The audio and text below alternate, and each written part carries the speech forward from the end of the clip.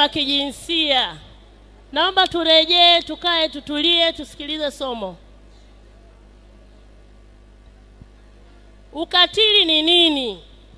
Nani anaweza kaniambia maana ya ukatili? Ukatili ni nini?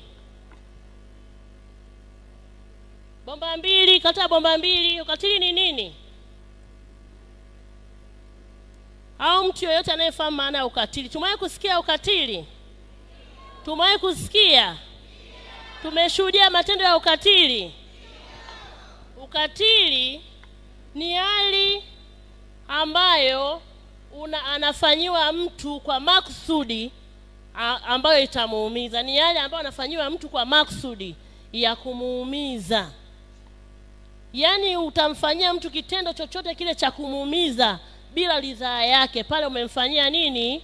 Ukatili. Kwa mfano, kitendo gani? Nije hapa kwa baba, kitendo gani cha ukatili? Kwa mfano, kumpiga mtoto au mke, kubaka na kadhalika. Asante.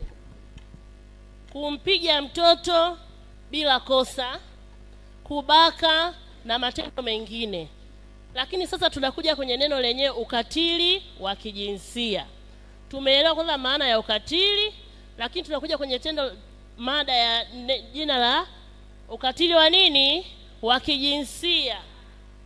Ukatili wa kijinsia ni kitendo anachotendewa mtu ambacho kinaweza kumpa madhara kimwili, kisaikolojia, kiuchumi na hata kijamii kule ambako anaishi. Sawa?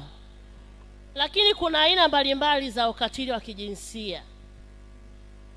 Aina ya kwanza ni ukatili wa kisaikolojia.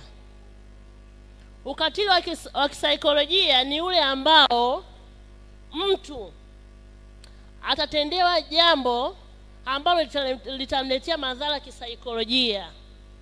Mfano, mjane. Wajane si wapo humu jamani? Na wagane wapo Mjane ni mama, mgane ni baba. Sawa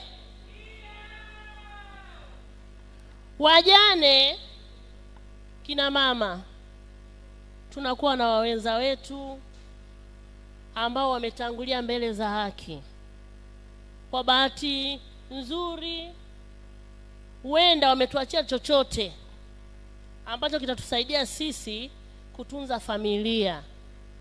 Lakini mara tu baada ya kifo utakuta ndugu wote macho kwenye mahali. Uongo kweli?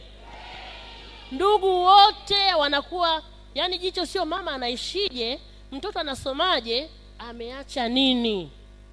Wewe si utaolewa? Tupe watoto tutunze. Lakini wanachotaka pale ni nini? Mali. Wanachotaka pale ni nini? Kwa yule mama leo anamsonga hiki, leo anamsonga hiki, anakuwa muda wote ana mawazo, na inafikia hata stage watu wakati mwingine wa mama huwa wanajizua, naona bado tu mimi niondoke mali wapate wao. Pale tunakuwa tumefanya ukatili wa nini? Kisaikolojia. Sawa? Ukatili mwingine wa kingono. Wa kingono. Hakuna mtu anaweza kaniambia jamani kidogo? Ukatili wa kingono. Hapa tupo kina baba, tupo kina mama, kina kaka, kina dada. Kwa namna moja au nyingine tunaweza tukasema saa nyingine nusu hapa tumeshafanyia ukatili wa kingono. Kweli uongo? Tumeshafanyia ukatili wa kingono. Mambo ya ngono ni maridhiano. Sawa Ni maridhiano na lazima tuandaane.